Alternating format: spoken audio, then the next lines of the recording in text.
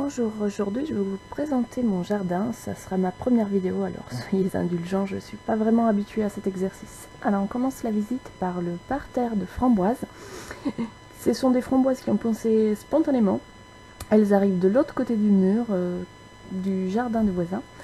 Je fais pousser là une vigne vierge, celle-ci c'est moi qui l'ai installée, pour faire un peu d'ombre sur le passage et aussi couper, là on voit pas les voisins mais bon il y a un grillage qu'on a directement vu sur la maison des voisins, donc voilà, pour avoir un peu plus d'intimité.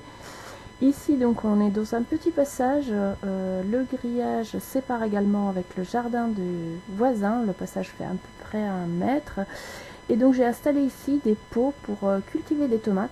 Je trouvais que c'était une bonne idée parce que c'est assez ensoleillé. Et c'est pas loin de la maison, donc je voulais recycler l'eau qu'on utilise pour rincer les légumes, etc. pour arroser éventuellement les tomates. Comme le jardin est très loin, j'avais pas très bien arrosé l'année dernière. Ici, j'ai encore des pots, donc là j'ai mis quelques patates qui avaient germé dans le placard, des tomates, de la menthe. Au pied des tomates, j'ai essayé de planter des œillets d'Inde, mais alors on a eu beaucoup de pluie au printemps et les limaces se sont régalées, il n'en reste pas un seul. Donc, le chemin fait à peu près 20 mètres avant qu'on arrive au jardin. Là, je laisse le liseron pousser le long du mur, ça apporte de la fraîcheur, c'est joli, et puis les insectes adorent. Ici, voilà. On ne le voit plus parce qu'il était complètement submergé. Il y a une petite sculpture de Ilaria Simonetta que je vous présenterai sans doute plus tard. Donc, on rentre dans le jardin par un petit passage qu'on a agencé en faisant pousser des plantes. Ici nous avons un petit cerisier que je viens de planter et il est issu d'un semis fait l'année dernière, donc je ne sais pas du tout ce que ça va donner. Un petit parterre derrière les lilas avec un plant de tomates. Ici donc nous avons un pommier, il a été planté il y a 2 ans si je ne me trompe pas, et cette année il est vraiment plein de pommes. Je suis super contente, je ne m'attendais pas à qu'il produise. Déjà l'année dernière c'était sa première saison, il avait fait 2 petites pommes. Ici donc dans mon premier parterre de potager qui ne marche pas très bien, mis à part ce magnifique plant de tomates qui est un semi-spontané, car j'avais des tomates là de l'année dernière. Et ils se sont ressemés toutes seules. Il y a un autre petit plant de tomates un peu plus loin qui s'est semé également tout seul, mais qui pour l'instant ne donne pas encore de tomates. Là j'ai 2 plants de courges issus de semis récupérés et je n'ai absolument aucune idée de ce que ça peut être. J'ai pas étiqueté mes semis de début de saison, et puis de toute façon c'était des graines de légumes que j'avais achetées au marché et dont j'ai gardé les graines. J'ai pas forcément le nom de la courge en tête. La première courge qu'on vient de voir, pour l'instant, ne fait que des fleurs mâles. Et sur ce deuxième plan, là, on voit pas très bien, mais cette fleur que j'essaie de vous montrer est une fleur femelle avec un petit fruit qui a grandi un peu depuis que j'ai fait cette vidéo. Là, c'est un groseille macro que j'ai planté au printemps dernier. Ici, encore un plant de tomates dans un tonneau qui est pas très beau. Pour l'instant, je le laisse. J'avais fait énormément de semis. Alors voilà, là, nous passons au deuxième parterre qui est une fraiserie. Elle n'est pas terrible. J'avais fait une première culture qui n'avait pas du tout marché, donc là, ce printemps, je les ai mis en pleine terre pour qu'elles puissent avoir plus d'humidité. J'avais plus assez de paille, donc j'ai fait un paillage, ça leur a fait beaucoup de bien. J'ai vraiment vu la différence entre avant et après. En une semaine seulement, les feuilles s'étaient redressées. Mais bon, je pense qu'il faut apporter un paillage un peu plus important, et à cet automne, je vais essayer de récupérer du fumier pour nourrir un peu le sol, parce que le sol est très sec, très dur, et il ne garde pas du tout l'humidité. Ici, il y a une petite blette, la seule rescapée qui a survécu aux limaces. J'avais également planté entre les fraises des haricots, et ils ont tous été mangés. Des fraises, quand j'ai refait la fraiserie l'année dernière, j'ai eu des petits plants de fraises un peu partout, donc j'en ai replanté dans les pots et ça a l'air de plutôt bien marcher. Je ne sais plus quelle variété j'avais mis, mais celles-ci sont petites mais très sucrées. Donc les pots qui marchent le mieux, ce sont ceux qui sont pas en plein soleil et avec un bon paillage. Là encore un plant de tomates. Alors ce plant, je suis très contente parce qu'il avait été ravagé par les limaces, mais ça ne l'a pas tué. Il avait la moitié de la tige qui avait été mangée, il s'est couché sur le côté. Je l'ai paillé, je l'ai nourri, je lui ai envoyé plein de pensées positives. Et il s'est repris tout seul et il a fait une superbe branche et des tomates. Petite ciboulette de Nico. Encore un plant de tomates en pot. J'ai là aussi pas noté les variétés quand j'ai fait mes semis, donc je sais plus ce que j'ai mis. Il y a des tomates que j'ai achetées en graines et d'autres qui sont issues de tomates qu'on m'a données, que j'ai trouvées délicieuses et dont j'avais gardé les graines. Ici encore des petites fraises dans le petit coin de Mimico, mais là les fraises ne font que des feuilles pour l'instant. Et on avait mis aussi une petite verveine qui pour l'instant est très discrète, mais j'espère va se plaire dans ce coin. Un petit pot de fleurs dont on ne voit que les vestiges des fleurs de la Saint-Jean, de millepertuis, qui, ça y est, monte en graines, je le laisse monter. Encore une petite sculpture, toujours de Hilaria Simonetta. Ça, je ne sais plus le nom de cette plante, mais c'est pareil, c'est les oiseaux qui me l'ont apporté, je l'ai laissé ici. Alors là, caché au milieu de toutes ces feuilles, il y a des petites boutures de figuier que j'ai fait ce printemps et je suis contente parce que les deux semblent avoir pris, en tout cas les feuilles se développent. Elles étaient un peu trop au soleil, d'où les feuilles un peu cramées, donc je les ai cachées au milieu de la végétation pour que ça les protège contre les rayons du soleil un peu trop forts à cette saison.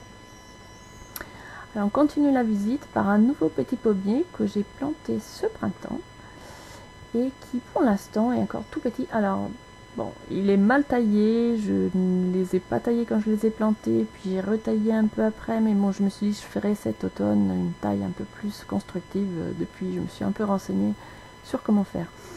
Alors là, c'est un romarin que j'ai planté déjà depuis 2-3 ans et qui se plaît pas du tout là. Je ne sais pas pourquoi, les feuilles jaunissent, certaines branches carrément sèches. Là, c'est de la sarriette, du thym qui était déjà là à mon arrivée, celui-ci, un beau plant que voilà, j'ai mis des pierres tout autour du parterre de plantes aromatiques pour le délimiter un peu et le protéger.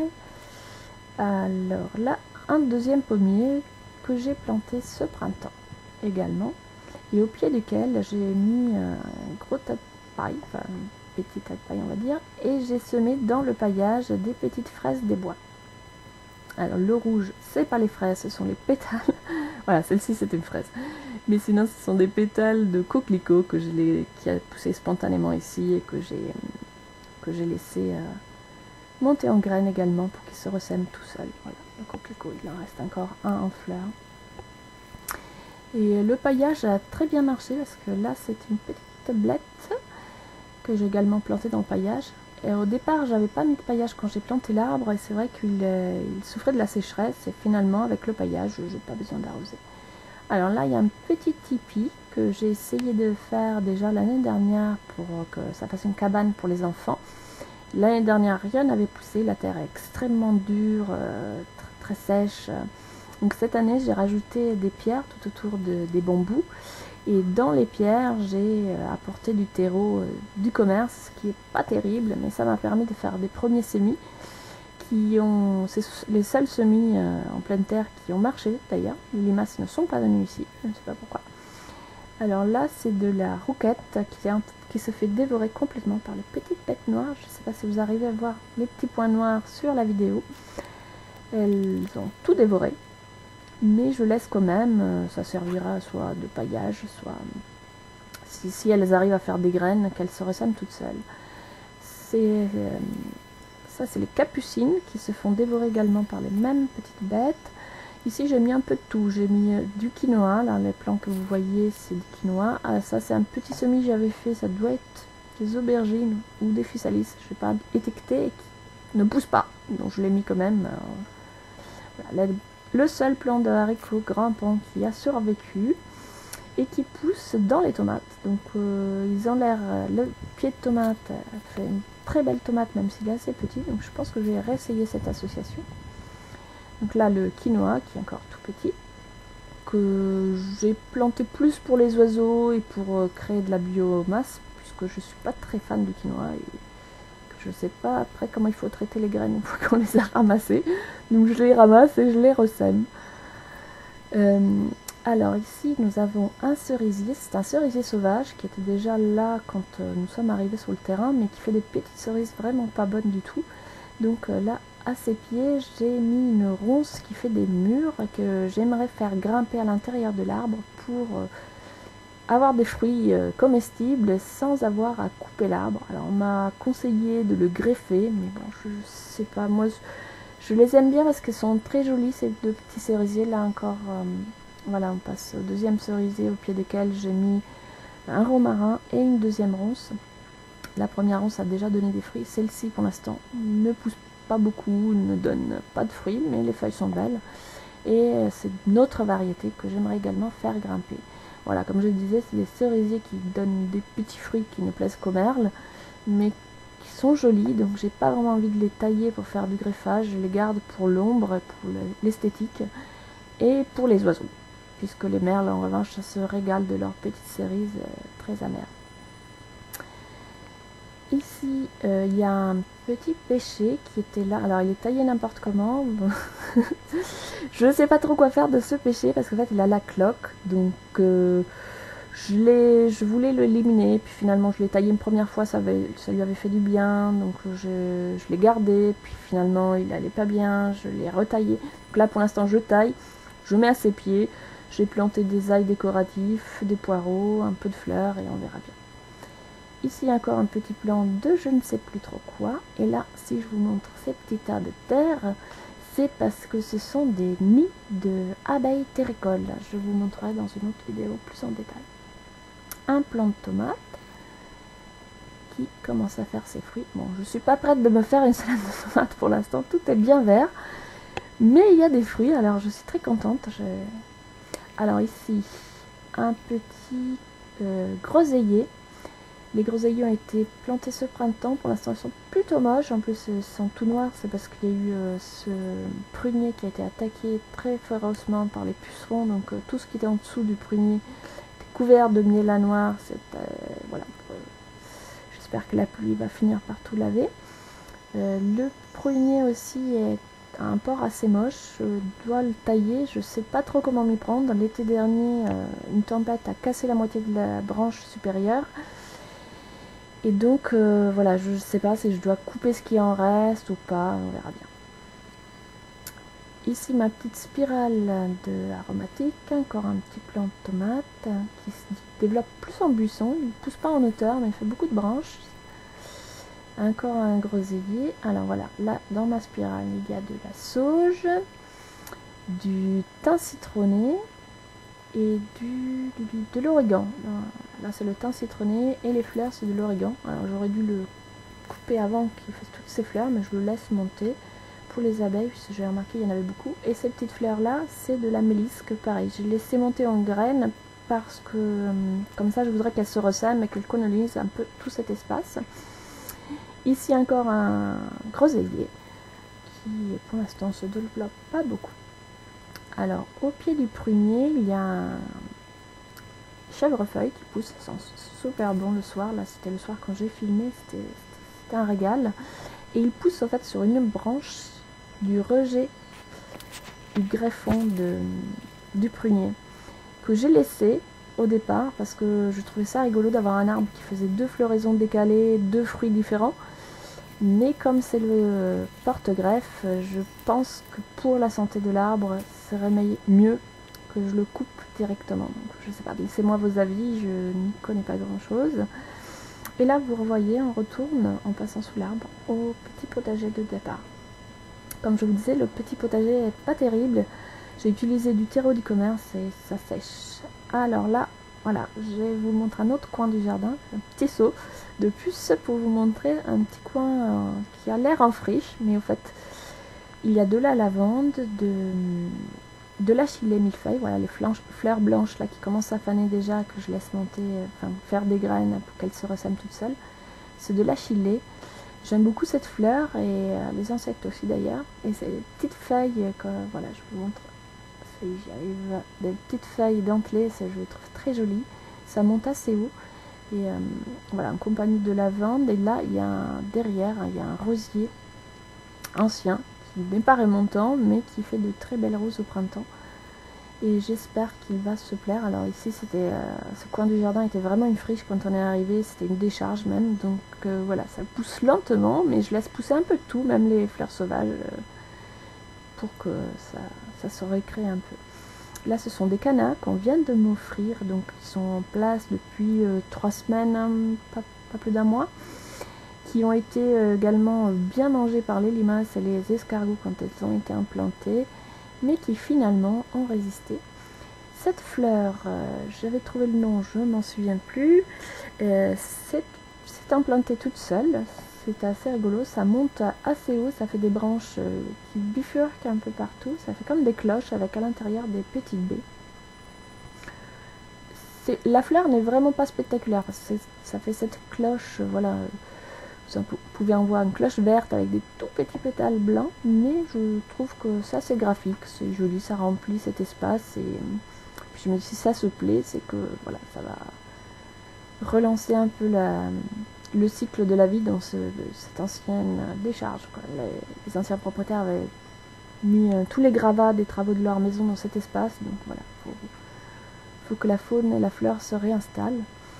Ici, c'est un vieux poêle qui était vraiment trop abîmé pour qu'on puisse le réparer, mais comme je le trouve superbe, je me suis dit qu'il ferait une très belle jardinière. Et il y a un petit plant de tomates cerises qui est petit, mais qui a des fruits. Alors là, avec les briques, j'ai voulu faire un petit parterre. À l'origine, je voulais y mettre des courgettes. C'est rempli de terreau, puisqu'on est toujours dans la zone qui était une ancienne décharge. Enfin, c'est rempli de compost. Donc je me suis dit, je vais mettre des courgettes qui aiment pousser à même le compost. Mais ça n'a pas marché. Peut-être trop exposé au soleil, ou mes plants étaient vraiment pas beaux. Tous mes semis de courgettes cette année n'ont pas du tout fonctionné. Les premiers ont été mangés par les limaces. J'en ai refait, ils étaient petits, moches. Voilà. Donc là, vous reconnaissez les rubéquias jaunes du pied de prunier. Voilà, on a fait le tour. C'est un tout petit jardin qui fait à peu près 150 mètres carrés, mais j'essaye de construire en labyrinthe pour qu'il ait l'air un peu plus grand. Et il y a énormément d'arbres fruitiers, voilà, enfin pour la taille, hein, là j'ai implanté aussi il y a 2-3 ans de poiriers. Je ne me souviens plus des variétés, alors celle-ci, je dirais c'est une conférence, et qui l'année dernière a fait des petits fruits mais qui ont avorté avant d'arriver à maturité, et qui cette année a plusieurs fruits, dont 2 qui se développent, les autres restent petits, donc je ne sais pas, est-ce que je dois enlever ceux qui restent petits pour que les 2 gros continuent de grossir? Dites-moi. Voilà, ça serait notre première récolte de poires. Au pied, j'ai mis des fleurs et puis un peu de fraises aussi. Et il y a, pas loin de là, un deuxième poirier. La variété, je ne me souviens plus du tout, j'ai égaré l'étiquette. Et celui-ci, par contre, ne donne absolument pas de fruits. Il n'a pas fait de fleurs non plus d'ailleurs. Et les feuilles sont abîmées, ils ont des taches noires. Je ne sais pas ce que c'est. Et je ne sais pas si, peut-être qu'il a donné des fleurs, mais je ne sais pas s'il ne donne pas de fruits. Est-ce que c'est parce que les fleurs sont décalées, qu'il n'est pas auto-fertile? Je plante les 2 poiriers sans vraiment me poser cette question au départ. Et du coup, je me demande que si celui-ci ne fait jamais de fruits à cause de cela. Alors voilà, je fais un autre petit saut de puce pour montrer. On est arrivé, en fait, le petit passage se trouve sous cette arche qu'on a construit avec des matériaux de récup. Et on y fait pousser donc de la passiflore qui elle-même arrive aussi. Elle est arrivée chez nous spontanément en passant par chez le voisin. Elle prolifère, c'est quelque chose de fou quoi. Tous les ans je la taille, et quand je dis je la taille, c'est j'enlève vraiment des mètres et de mètres de passiflore, et elle repousse, recouvre entièrement le laurier. Elle m'a d'ailleurs fait tomber un petit laurier un peu plus loin dans le jardin, tellement elle l'avait recouvert et que c'était trop lourd pour le petit arbre. Donc c'est pour ça que je la taille régulièrement sur les arbres, et qu'on a fait cette structure métallique pour qu'on puisse la laisser grimper sur la structure sans devoir toujours la tailler. J'adore ces fleurs, je les trouve vraiment magnifiques, et les fruits sont comestibles. Et voilà, on a fini le tour du jardin. J'espère que cette petite visite vous a plu. J'avais envie de montrer mon jardin un peu plus que par les photos que je fais sur Instagram. Et surtout pour échanger avec les youtubeurs que je suis et avec grand intérêt. Voilà, je voulais pouvoir montrer mon propre jardin pour un échange un peu plus concret. Et j'espère vous proposer d'autres vidéos bientôt et merci d'avoir regardé à celle-ci. À bientôt!